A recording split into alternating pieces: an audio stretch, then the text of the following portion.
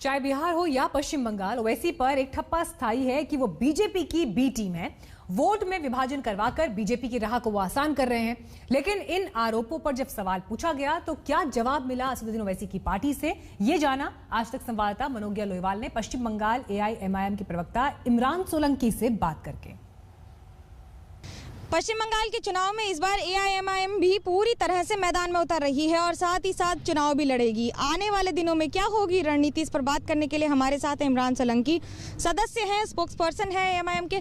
क्या होगा बंगाल में, किस तरह से पार्टी अब आगे बढ़ेगी, क्या नए कदम हैं?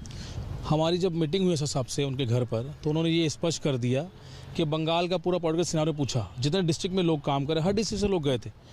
हमारा आगे नियम, ये काम करने का तरीका ये है, उन्होंने जब अकॉर्डिंग टू असदुद्दीन साहब उन्होंने जब बताया हम लोगों को सारी बातें सुनकर, तो हर हमारी डिस्ट्रिक्ट में कमेटी बनेगी। जितने भी लोग काम कर रहे हैं, पार्टी को भी एक सदर नहीं बनाया गया। हैदराबाद में हमारे पार्टी के एक्स मेयर जो है माजिद हुसैन साहब, वो आ रहे हैं बंगाल, उनके हाथ में बंगाल की कमान दी जा रही है।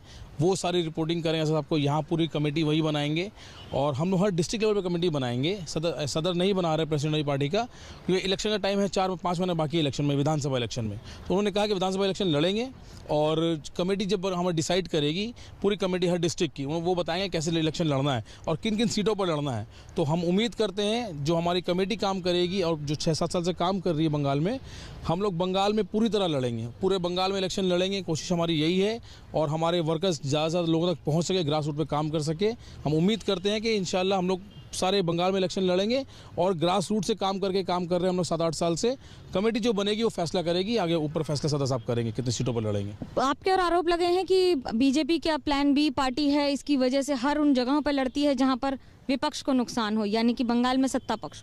देखिए, आप मुझे बताइए, ये सवाल का जवाब तो साहब बहुत बार दिए और हम लोगों के सामने ये सवाल आता है। आपने सवाल किया, ये जितना भी इंटरव्यू होता है हमारा, उसमें सवाल आता है। आप मुझे बताइए, हम लोग अगर इलेक्शन लड़ते हैं, कोई भी पॉलिटिकल पार्टी, आज ममता बनर्जी ने जब पार्टी बनाई थी 1998 में, तो उन्होंने इलेक्शन लड़ा था, तो उसके लिए भी लोग बोलते थे कि ममता बनर्जी जो है वो वोट कटवा पार्टी है।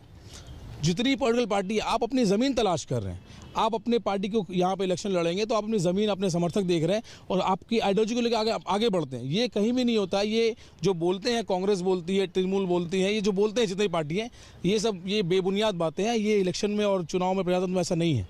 एक और जहां प्रजातंत्र है तो वहीं चुनाव और चुनाव के मुद्दे भी हैं, जिनमें हर बार एक नए कयास के साथ एक नई बात शुरू होती है।